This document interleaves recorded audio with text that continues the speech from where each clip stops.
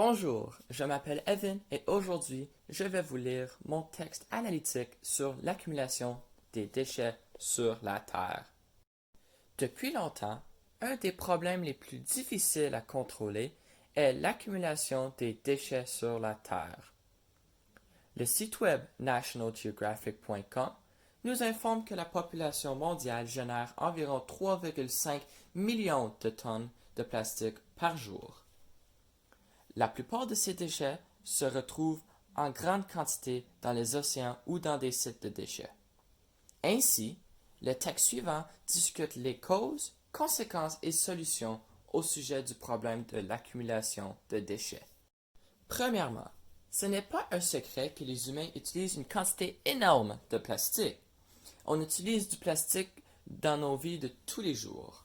Par exemple, quand nous utilisons des sacs à plastique à l'épicerie, des jouets et des bouteilles de shampoing. De plus, la plus grande cause de l'accumulation de déchets sont les humains. Sur les 260 millions de tonnes de plastique que le monde produit chaque année, environ 10% se retrouvent dans les océans. Ces derniers polluent l'eau et empoisonnent la vie marine. Cela dit que nos consommations excessives de plastique est peut-être utile aux humains, mais cela est lié à des conséquences négatives pour l'environnement. Deuxièmement, l'accumulation de déchets autour de la planète a des conséquences catastrophiques pour la Terre.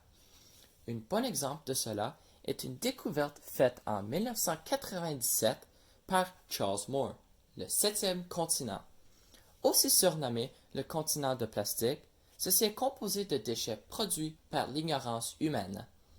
Ce continent se retrouve dans l'océan Pacifique et est 2 fois plus gros que le Texas.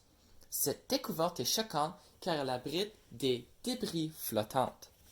Les océanographes et écologistes ont récemment découvert qu'environ 70% des débris marins s'enfoncent au fond de l'océan. Cela met les animaux marins autour de cette région en extrême danger.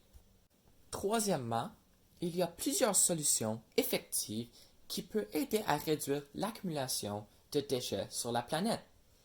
Beaucoup de ces solutions exigent un petit changement dans nos vies. Si tout le monde commence à mettre en pratique ces solutions, le plus qu'elles seront effectives. Par exemple, acheter des sacs réutilisables pour transporter nos épiceries, ne pas utiliser des pailles en plastique au restaurant et faire du jus de fruits au lieu d'acheter du jus dans des bouteilles en plastique. Toutes ces actions sont faciles à accomplir et sont plus saines et meilleures pour l'environnement. Pour conclure, gérer la consommation de plastique ou de vidange est parfois très difficile. Il est important de penser à l'environnement quand nous achetons des produits de tous les jours car chaque décision qu'un consommateur fait affecte la compagnie à faire des changements.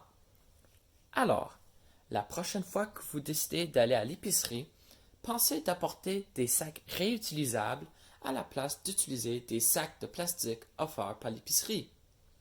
Si nous ralentissons pas cette consommation excessive, notre planète au complet sera un gros champ de vidange.